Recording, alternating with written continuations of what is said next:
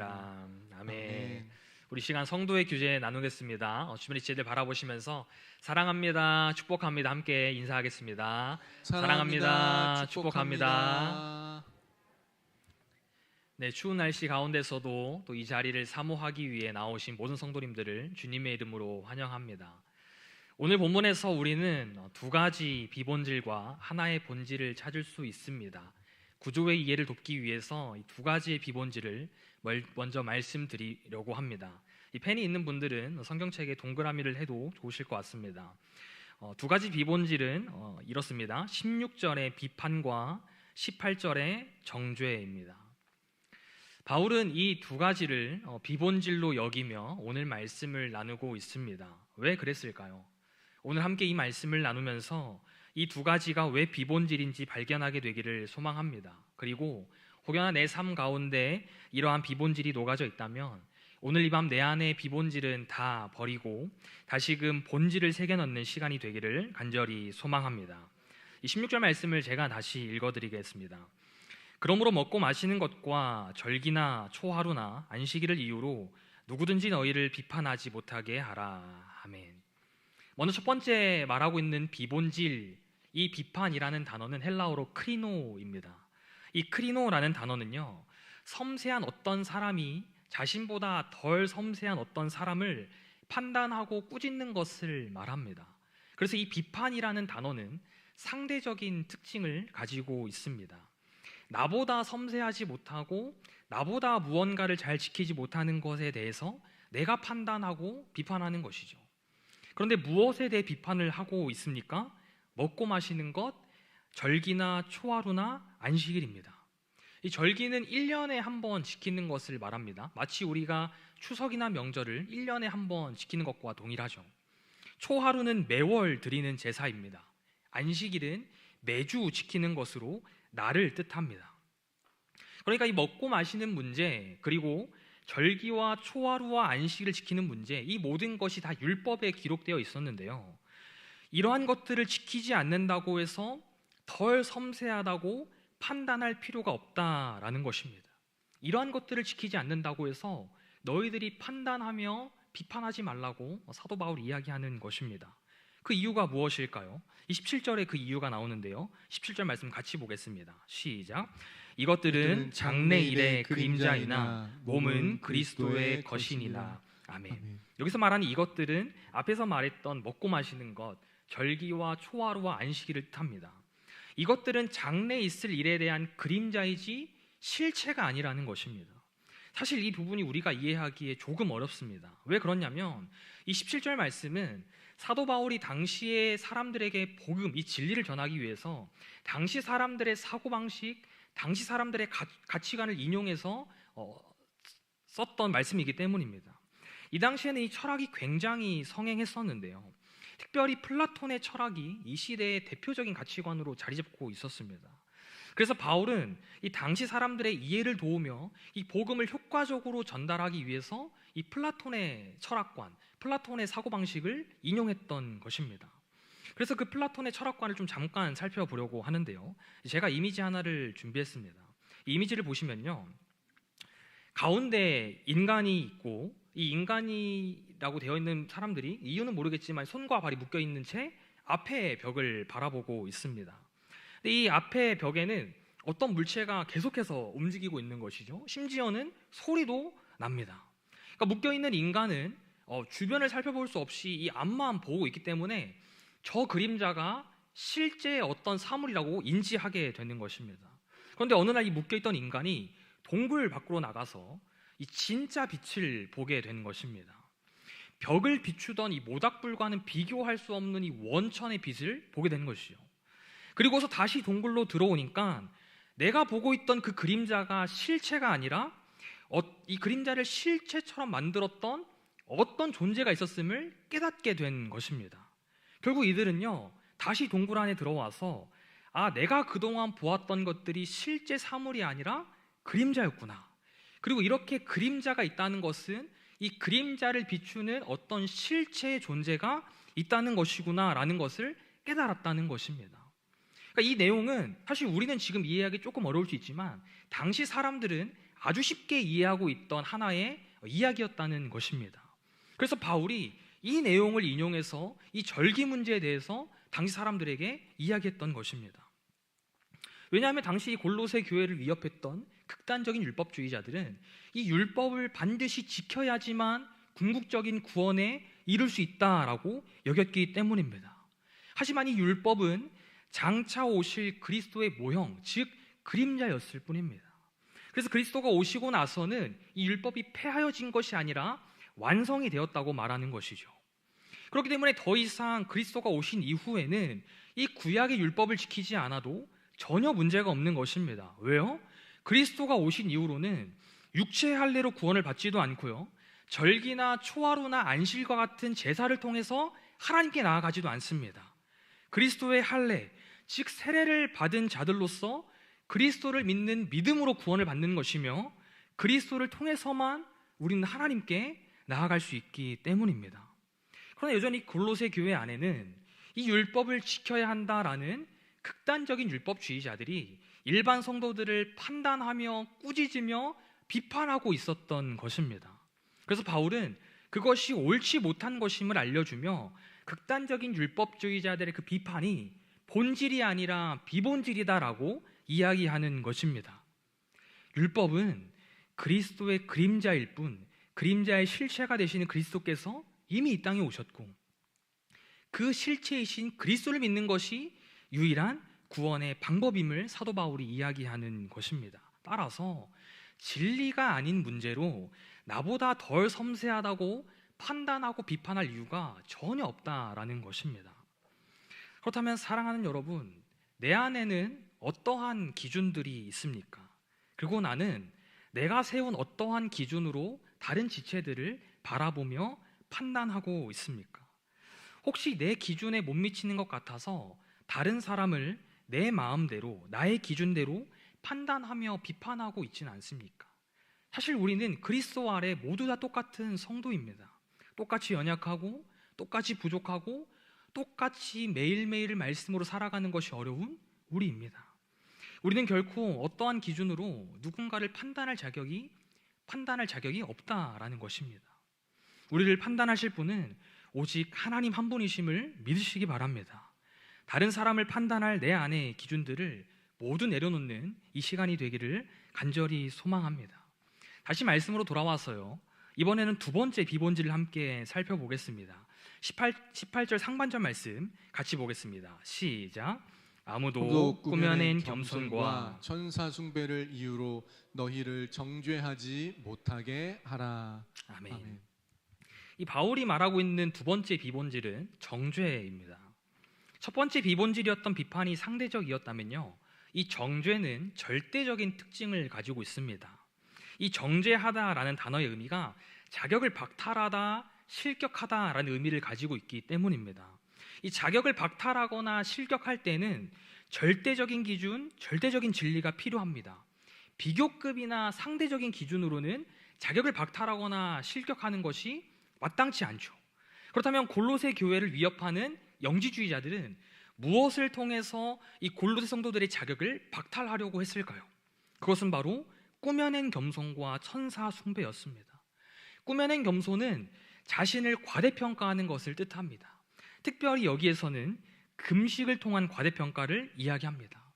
가령 예를 들면요, 내가 이번에 며칠 금식했어 라고 누군가에게 이야기를 한다면 주변에서 와, 어떻게 그렇게 많은 날 동안 금식하셨어요? 라고 할 것입니다.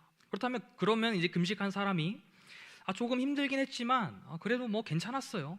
뭐 성도라면 뭐 이 정도는 좀 해야죠 라면서 겸손한 척 하면서도 자신을 과시하고 있는 이 모습을 바로 이 꾸며낸 겸손으로 표현하는 것입니다.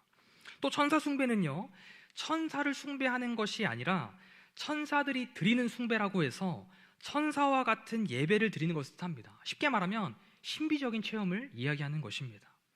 성도라면 적어도 천사와 같은 레벨로 예배 드릴 수 있어야 한다는 것입니다. 금식도 안 하고 신비적 체험도 하지 못한다면 성도로서의 자격을 박탈하고자 정죄를 했다라는 것입니다. 그런데 골로 성도들 입장에서는 충분히 흔들릴만 하지 않았을까요? 성도로서 진짜 내가 금식도 제대로 하지 못하고 내가 일평생 신앙생활하면서 하나님을 만나는 이러한 신비적인 체험도 하지 못하는데 내가 지금 제대로 신앙생활하고 있는 거 맞는가? 내가 진짜 어디 가서 성도라고 말할 수 있는가? 라고 흔들렸을 것만 같습니다. 하지만 바울은 결코 그러한 것들로 인해서 너희의 자격이 박탈당하지 않는다라고 이야기하는 것입니다. 왜요? 성도의 자격은 성도가 무언가를 해서 얻은 것이 아니라 우리 안에 있는 믿음을 모시고 하나님께서 우리에게 허락하신 것이기 때문입니다. 그러면서 바울은 그들이 정죄하는 것이 옳지 못한 것에 대해서, 옳지 못하게 된 이유에 대해서 이야기합니다.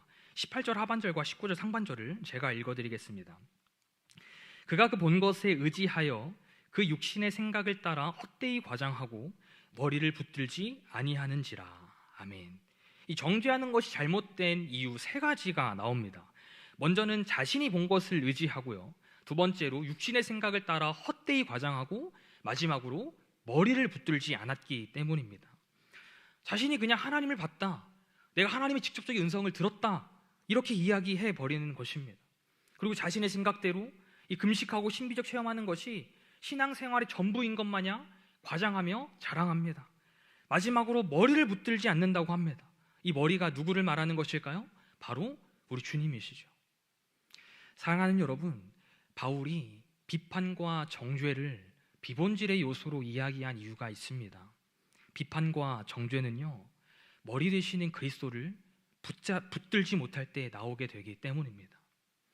그래서 우리는요, 머리 되시는 그리스도를 붙들지 못할 때 내가 본 것이 절대적인 진리인 것 마냥 그것을 붙들게 되는 것입니다.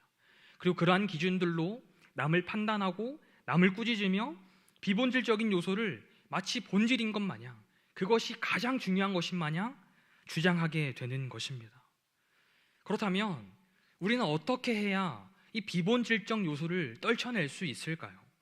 먼저는 본질을 붙잡아야 합니다. 본질이 무엇입니까? 앞에서 말씀드렸던 그리스도를 붙잡는 것, 머리 대신 그리스도를 붙잡는 것입니다. 우리는 본질이신 그리스도를 붙잡아야만 우리 안에 내재되어 있는 비본질을 버릴 수 있는 것입니다. 그렇다면 왜 본질을 붙잡아야만 비본질을 버릴 수 있을까요? 하나님께서 우리를 그렇게 만드셨기 때문입니다.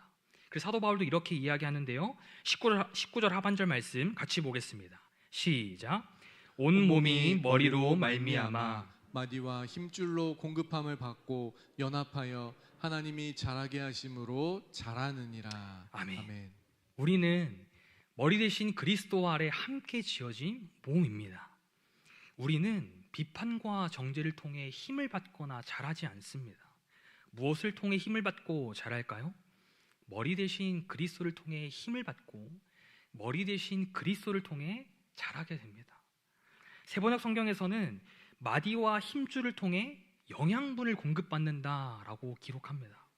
즉 우리는 그리스도 안에서 하나가 될 때, 그리스도 안에서 본질 되시는 그리스도를 붙잡을 때 자라게 되는 것입니다. 다시 말하면요, 그리스도 안에서 본질을 붙잡을 때 우리가 비본질보다 본질을 더 바라볼 수 있는 힘이 생기는 것입니다.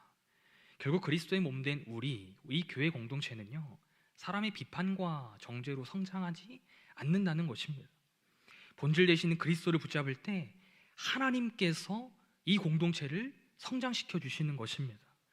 오늘 말씀은 바울이 교회를 위협하는 세력 앞에서, 교회를 뒤흔드는 세력 앞에서 교회가 어떻게 대응해야 되는지 이야기합니다. 교회는 성도가 하나가 되어야 합니다. 비본질보다 본질을 바라볼 줄 알아야 합니다.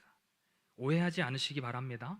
그렇다고 해서 교회나 혹은 어떤 공동체에서 이루어진 행정적인 것들은 다 무시하고 그리스도만 붙잡아야 된다, 그런 이야기를 말씀드리는 것이 아닙니다. 물론 때에 따라서는 권면과 쓴소리도 필요하죠. 하지만 권면과 쓴소리를 넘어 이 비판과 정죄와 같은 것들이 가장 우선순위가 되어서는 안 된다는 것입니다. 이것들이 결코 본질이 되어서는 안 된다는 것입니다. 이러한 것들은 부가적인 것이죠. 내가 며칠 음식했는지, 내가 얼마나 신비적인 체험을 했는지, 내가 얼마나 큰 은혜를 받았는지, 혹은 다른 지체들이 나만큼 주의를 잘 지키는지, 나만큼 공예배를 잘 섬기고 있는지 비교하며 판단하는 것은 나의 몫이 아닙니다. 하나님의 심판대 앞에 서면 우리가 하지 않아도 하나님께서 다 알아서 하실 것입니다. 우리가 성도로서 가장 중요하게 여겨야 하는 것은요, 먼저는 머리 되시는 그리스도를 붙잡아야 합니다. 머리 되시는 그리스도를 의지해야 합니다. 그리고 함께 몸된 지체들을 품어주고 이해하며 그들과 함께 그리스도가 주시는 영양분을 공급받아야 합니다. 그렇게 함께 자라는 기쁨을 경험해야 합니다. 이것이 이 땅 가운데 그리스도의 몸된 교회를 허락하신, 하나님께서 허락하신 이유입니다. 사랑하는 여러분, 바라기는 우리 수원북부교회가 이러한 교회가 되기를 간절히 소망합니다. 비본질적인 것들은 잠시 내려두고 본질 되시는 그리스도를 더 바라보게 되기를 소망합니다. 그러다 보면 내 눈에 조금 부족해 보일지라도 사랑으로 품어지게 될 줄 믿습니다. 사실 이것은 교회에서뿐 아니라 우리가 속해 있는 모든 공동체에서 동일하게 적용이 됩니다. 가정에서도 그렇고요, 직장에서도 그렇고요, 내가 운영하는 사업장의 그 직원들을 통해서도 그렇습니다. 교회뿐 아니라 내가 속해 있는 모든 공동체의 머리가 그리스도입니다. 이 사실을 믿으시기 바랍니다. 그렇기 때문에 설령 믿지 않는 사람들이 함께 있는 사회 공동체라고 해도 우리는 그 안에서 머리 대신 그리스도를 붙잡기 위해 노력할 수 있어야 합니다. 물론 때로는 이 비본질적인 요소들이 더 빠른 길로 갈 수 있는 것만 같습니다. 100% 틀린 말은 아닙니다. 더 빠르게 성장할 수도 있습니다. 하지만 우리의 목적은 빨리 자라는 것이 아닙니다. 함께 자라는 것입니다. 우리의 신체 중 어디 한 곳만 빠르게 자란다면 어떻게 될까요? 그것은 정상적인 성장이 아니라 비정상적인 성장이 될 것입니다. 그렇게 됐을 경우에 반드시 언젠가 탈이 날 수밖에 없다는 것입니다. 제게도 이러한 경험이 있었는데요, 이전 교회에서 사역할 때 일입니다. 제가 사역했던 교회는 제가 신앙생활했던 모교회에서 분립개척했던 교회였습니다. 그래서 처음에는 이 소수의 성도님들과 함께 이 신앙생활을 시작하게 되었습니다. 제가 사역했던 교회는 상가 교회였는데요, 주변의 이 아파트들의 젊은 부부들이 많이 입주하면서 자녀들도 함께 등록하는 은혜가 있었습니다. 그래서 정말 하나님의 은혜로 매주 이 교회 새 가족이 오면서 급격하게 성장했습니다.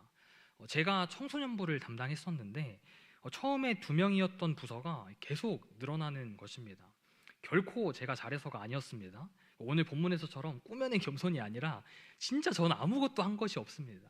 정말 하나님께서 주변의 그 상황까지 다 알맞게 예비해 주셔서 정말 은혜로 이렇게 부서가 성장하게 되었습니다. 근데 그러다 보니까 어떤 문제가 생겼냐면요, 이 기존의 아이들과 새로운 아이들의 관계 문제, 그리고 이 늘어나는 아이들에 비해서 충원되지 못하는 교사의 문제, 그리고 저 역시 미처 준비하지 못했기 때문에 부서를 운영하기에 미흡했던 모습들까지 정말 많은 문제들이 있었습니다. 물론 하나님께서 저의 부족함은 가리워주시고 이 부서를 너무 잘 세워주셔서 이 부서의 문제들도 잘 해결되고 금세 안정화를 찾게 되었지만요, 처음에는 정말 쉽지 않은 나날들이었습니다. 제가 그때 무엇을 느꼈냐면요, 성장은 속도가 중요한 것이 아니라 과정이 중요함을 느꼈습니다. 조금 느리더라도 튼튼하게 자라야 오랫동안 건강하게 버틸 수 있다는 것을 말입니다. 성장은 하나님께서 알아서 해주시기 때문에 제가 빠른 성장을 본질로 둘 이유가 전혀 없었습니다. 저는 그저 본질 되시는 그리스도를 붙잡으며 묵묵히 제게 맡겨진 사역을 감당하다 보면요, 제가 비본질적인 요소들을 사용하지 않아도 하나님께서 채우시고 성장해 주심을 저는 배웠습니다. 사랑하는 여러분, 만약 공동체의 성장을 위해 속도가 중요하다면 비본질적인 요소든 본질적인 요소든 가리지 않고 다 사용해야 합니다. 하지만 우리는 공동체 성장을 위해 속도가 아니라 과정이 중요하기 때문에 본질 되시는 그리스도를 붙잡아야 하는 것입니다. 그리고 본질 되시는 그리스도를 통해 함께 자라가는 과정이 있어야 하는 것입니다. 그래야 속도가 빨라져도 절대 탈이 나지 않는 것입니다. 말씀을 정리합니다. 사도 바울은 오늘 말씀을 통해서 비판과 정죄의 2가지 비본질보다 본질 되시는 그리스도가 더 중요함을 이야기합니다. 그래서 공동체가 교회를 위협하는 세력 앞에서도 그리스도로 말미암아 함께 연합하며 함께 영양분을 공급받으며 자라갈 것을 권면합니다. 때때로 교회가 많은 문제들로 공격도 받고 흔들리기도 하겠지만 그럴 때마다 서로 비판하고 정죄하는 모습보다는 함께 연합하며 그리스도를 붙잡을 때 교회는 오히려 하나님께서 세상을 섬길 귀한 공동체로 자라게 하실 것입니다. 마지막으로 바울이 에베소 교회에 했던 권면의 말씀을 읽고 마치려고 합니다. 에베소 4장 15절 말씀 함께 보겠습니다. 시작. 오직 사랑 안에서 참된 것을 하여 범사에 그에게까지 자랄지라. 그는 머리니 곧 그리스도라. 아멘. 사랑 안에서 참된 것을 하여. 참된 것. 이 참된 것이 바로 비본질적 요소들이 아니라 본질 대신 그리스도를 붙잡는 것을 뜻합니다. 결국 본질을 붙잡는다는 것은 그리스도의 마음을 가지는 것이며 지속적으로 그리스도를 닮아가는 것인 줄 믿습니다. 조금은 느리고 더딜지라도 비판과 정죄와 같은 비본질보다는 본질 되시는 그리스도를 붙잡는 우리가 되기를 소망합니다. 그래서 그리스도의 영양분을 함께 공급받으며 사랑으로 함께 성장해가는 우리가 속해 있는 모든 공동체가 되기를 간절히 소망합니다.